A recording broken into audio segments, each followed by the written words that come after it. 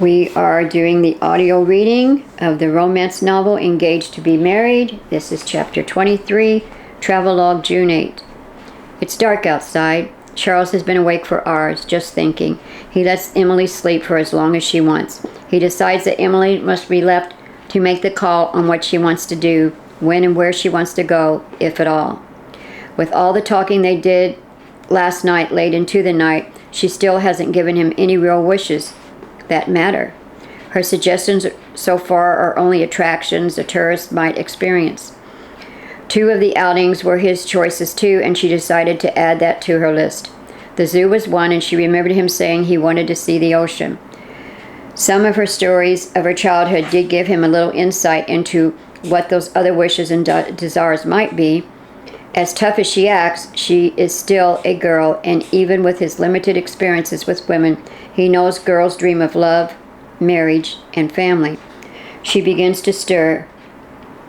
He has some food and drink ready for her. He's learning quickly that if she eats little bites at a time, she will then get those pills in her, and her stomach won't be so upset.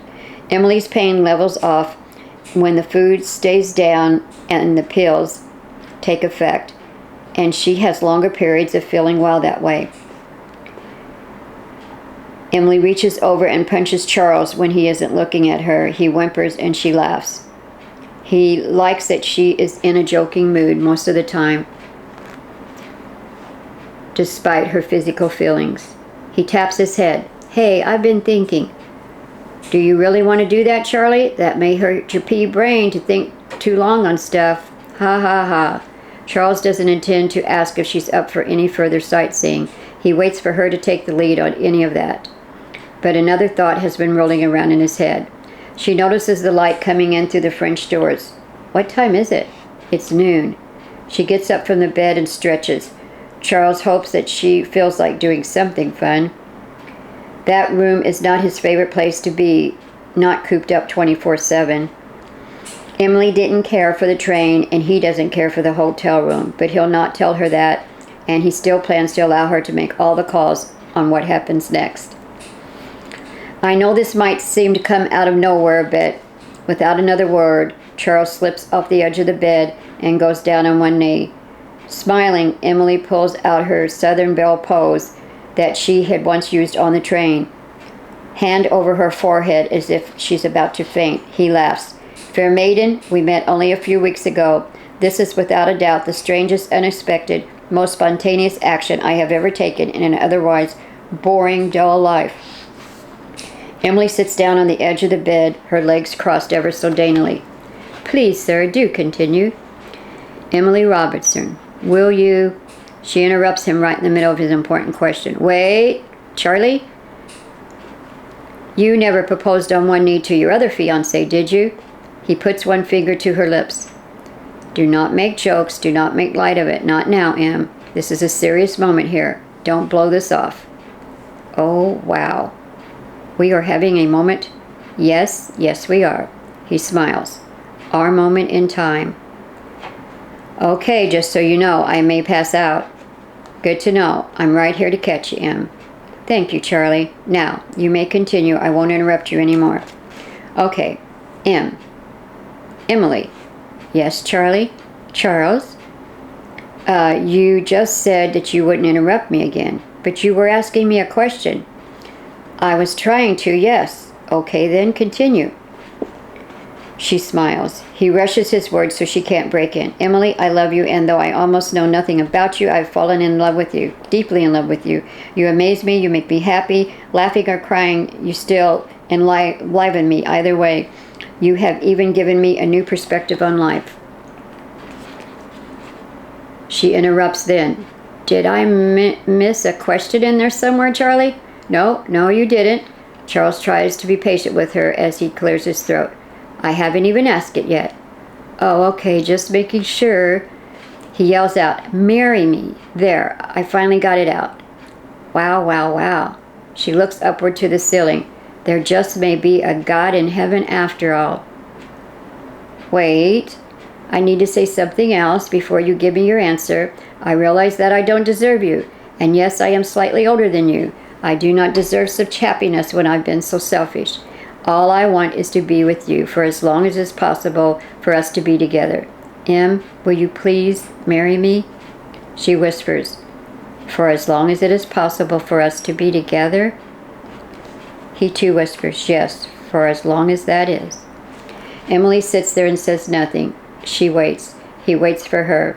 A smile slowly spreads across her face, but a big tear rolls down her cheek.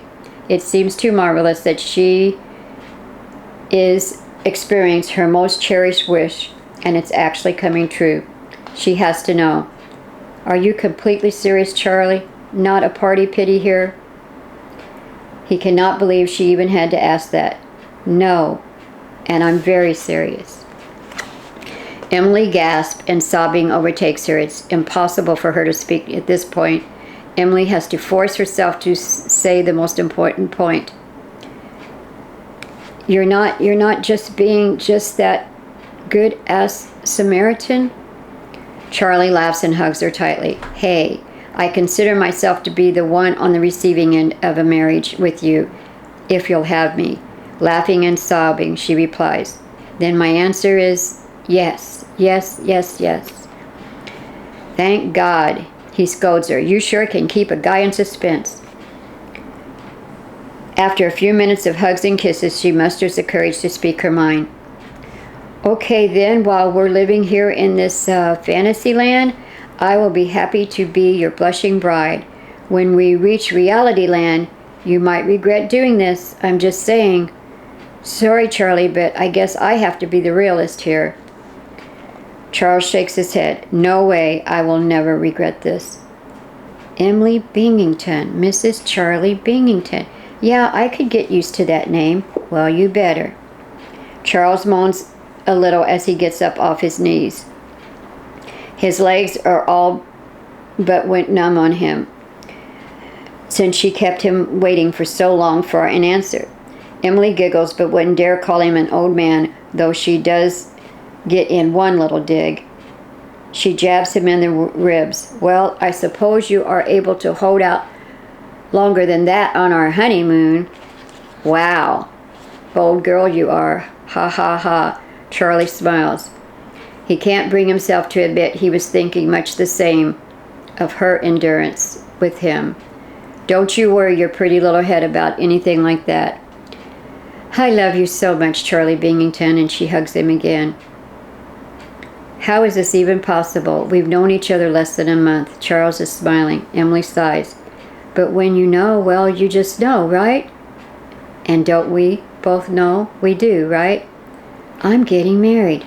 Number one on top of my BFWL is coming true. Charles holds her. You've made me so happy, Em, she responds. I feel so alive. And with her comment, Charles almost loses it and cries.